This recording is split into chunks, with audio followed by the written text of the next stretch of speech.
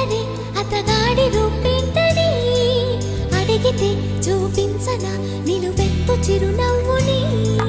మెరుపుని తొలి చినుకుని కలగలిపి చూడాలని, ఎవరికి అనిపించిన చూడొచ్చు నా చెలియని. ఇన్నాళ్ళిలా తనొస్తాడని చూడాలట ప్రతి దారిని.